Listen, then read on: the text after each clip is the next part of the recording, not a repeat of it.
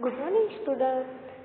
તો લાસ્ટ વિડીયોમાં આપણે ચેપ્ટર નંબર 5ની એક્સરસાઇઝ જોઈ હતી, બરોબર? યાદ છે આ ખાલી જગ્યા બધી? હવે એ ખાલી જગ્યા આપણે શું કરીશું? આજે રિપીટ કરીશું.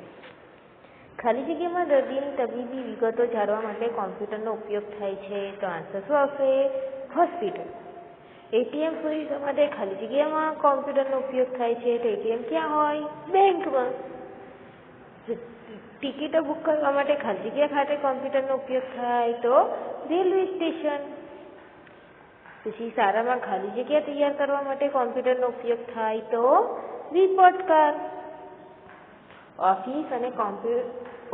ઓફિસ અને દુકાનોમાં કોમ્પ્યુટરનો ઉપયોગ ખાલી જગ્યા માટે થાય. તો હિસાબ રાખવા માટે. ઇન્ટરનેટ દ્વારા સંદેશાની આપ-લે માટે ખાલી જગ્યાનો ઉપયોગ થાય. તો ઈમેલનો. એટીએમમાંથી શું નીકળે? તો ખાલી પૈસા, બરોબર?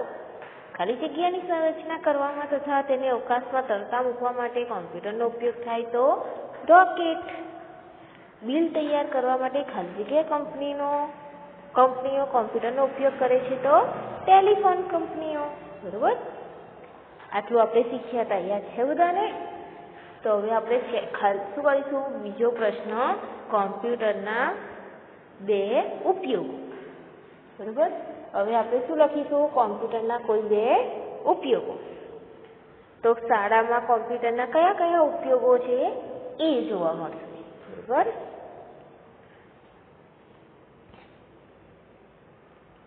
તો પહેલું, શાળામાં કોમ્પ્યુટરનો ઉપયોગ.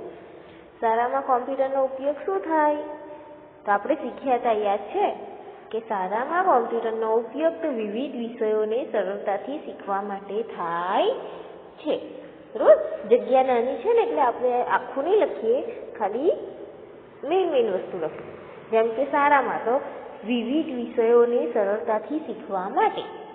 શાળામાં કોમ્પ્યુટરનો ઉપયોગ શું થાય? તો વિવિધ વિષયોને સરળતાથી શીખવા માટે. જેમ કે સમાજ છે, બરોબર? પછી ગણિત, પછી વિજ્ઞાન, આવા બધા વિષયો જે છે તમારા, ડ્રોઈંગ, બરોબર? પછી જીકે, પછી ઈવીએસ, બરોબર? તો આ બધા વિષયો શીખવા માટે આપણે કોમ્પ્યુટરનો ઉપયોગ કરીએ છીએ. આપણી સ્કૂલમાં તમે જોયું હશે, સ્માર્ટ ક્લાસ છે ને, બધા ટીચર્સો કોમ્પ્યુટરમાં લખીને તમને ભણાવે છે, બરોબર? પછી આપણે જ્યારે ફ્રી હોય, ઓકે, આપણે જ્યારે પીટીનો પીરિયડ કે આપણે ફ્રી પીરિયડ હોય તો તમે જોયું હશે, આપણને કોમ્પ્યુટર સાયન્સને રિલેટેડ તમને બધા વિષયો પર તમને વિડીયોઝ બતાવવામાં આવે છે, બરોબર? તમે વિડીયોઝ બી જોયા છે ને? પછી બીજું, હિસાબ રાખવા અને રિપોર્ટ કાર્ડ બનાવવા. રિપોર્ટ કાર્ડ એટલે શું? તો તમારું રિઝલ્ટ, બરોબર? તમે પરીક્ષા આપી છે, બરોબર? પહેલી પરીક્ષા આપી તો એનું રિઝલ્ટ તમને જોવા મળ્યું, બરોબર? તમને વોટ્સઅપ પર એનું રિઝલ્ટ બી મોકલવામાં આવે છે ને? તમારા પેરેન્ટ્સને ઈમેલ બી કરે છે, બરોબર? પછી સાથે સાથે તમે અને તમારા પેરેન્ટ્સ રિપોર્ટ કાર્ડ લેવા બી આવો છો સ્કૂલમાં. રિપોર્ટ કાર્ડ એટલે કે તમારું રિઝલ્ટ, તમારે કઈ પરીક્ષામાં કેટલા માર્ક્સ આવ્યા, બરોબર? એ મુકાય છે ને? એ હિસાબ રાખવા માટે. હવે સ્કૂલમાં શું હિસાબ રાખવાનો? તો સ્કૂલમાં તમે ફી ભરો છો, બરોબર? તમે ફી ભરવા ગયા હોય તમારા મમ્મી પપ્પા જો, તો તમે જોયું હશે, ફી ભરો છો તો જે તમારું ફી કાર્ડ છે, રાઈટ, એ શામાંથી જોઈને ભરવામાં આવે? કોમ્પ્યુટરમાં. કોમ્પ્યુટરમાં તમારી ફી ભરી છે, કેટલી ભરી છે, કયા મહિનાની ભરી છે, એ બધાની નોંધ રાખવા માટે શાનો ઉપયોગ થાય? કોમ્પ્યુટરનો, બરોબર ને? ઘરમાં તો પત્ર લખવા માટે, સંગીત સાંભળવા, બરોબર? સગા સંબંધીના નામ, સરનામા સંગ્રહવા માટે કોમ્પ્યુટરનો ઉપયોગ થાય છે. ઘરમાં કોમ્પ્યુટરનો ઉપયોગ શું થાય? તો ઘરમાં તો તમે બધા કરો જ છો ઉપયોગ, બરોબર? તમને બધાને ખબર હશે કે ઘરમાં કોમ્પ્યુટરનો ઉપયોગ શું થાય. તો પત્ર બી લખવાય, ઈમેલ મોકલાય, બરોબર? પછી આપણને મનોરંજન માટે જોતું હોય તો સંગીત બી સંભળાય. તો સગા સંબંધીના નામ, સરનામા આપણે કાકાના, મામાના, બરાબર, પછી આપણા ભાઈ બહેનના સરનામા, નંબર એ બધું સંગ્રહ કરવો હોય તો આપણે કોમ્પ્યુટરનો ઉપયોગ કરી શકીએ. નેક્સ્ટ, બેંકમાં. હવે બેંકમાં તો કોમ્પ્યુટરનો ઉપયોગ તમે જોયો છે ને. ખાતેદારોના ખાતા અપ ટુ ડેટ રાખવા, એટલે કે આપણે બેંકમાં જો આપણું ખાતું હોય તો એને અપ ટુ ડેટ એટલે મતલબ અંદર જે બી તમે પૈસા નાખ્યા છે, ઉપાડ્યા છે, ક્યારે ઉપાડ્યા છે, કેટલા વાગે ઉપાડ્યા છે, બરાબર, એટીએમથી ઉપાડ્યા છે કે તમે બેંકમાં જઈને ઉપાડ્યા છે, આ બધી માહિતી કોમ્પ્યુટરમાં સંગ્રહ પામે. બીજો શું ઉપયોગ થાય તો બચત, ઉપાડ, થાપણ, વ્યાજ વગેરેની નોંધ રાખવા માટે. મતલબ તમે જે પૈસા મૂકો છો, તમારા મમ્મી પપ્પા જે પૈસા મૂકતા આવ્યા છે એની નોંધ રાખવા માટે કે ક્યારે તમારા પપ્પાએ પૈસા બેંકમાં મૂક્યા, બરાબર, ક્યારે પૈસા ઉપાડ્યા, બરાબર, એ પૈસા આપણે બેંકમાં મૂકી રાખ્યા છે તો એનું વ્યાજ કેટલું આવ્યું, બરાબર, એ બધાની નોંધ રાખવા માટે કોમ્પ્યુટરનો ઉપયોગ થાય છે. યાદ રહેશે બધાને? તમારે આ વસ્તુ નોટમાં અને બુકમાં બંનેમાં લખવાની છે, બરાબર. આનું PDF હું તમને મોકલી દઈશ. નેક્સ્ટ, ચોથું, હોસ્પિટલ, બરાબર. હોસ્પિટલમાં કોમ્પ્યુટરનો ઉપયોગ. તો હોસ્પિટલમાં કોમ્પ્યુટરનો ઉપયોગ શું થાય? રોગનું નિદાન કરવા માટે, બરાબર. તમારે કોઈ રોગ થયો હોય, તમારા શું કહેવાય રિલેટિવમાં તમે ગયા હોય તો તમે હોસ્પિટલમાં જોયું હશે કોમ્પ્યુટર જોવા મળે. તો એ શાના માટે? રોગનું નિદાન કરવા માટે, બરાબર.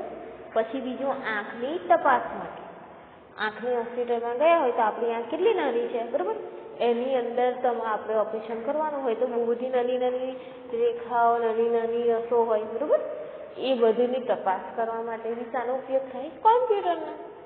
આપણે ચશ્મા કરાવવા ગયા હોય, નંબરના ચશ્મા કરાવવા ગયા હોય તો તમે જોયું હશે કોમ્પ્યુટર દ્વારા આંખના નંબરના ચશ્મા ચેક કરવામાં આવે છે, બરાબર.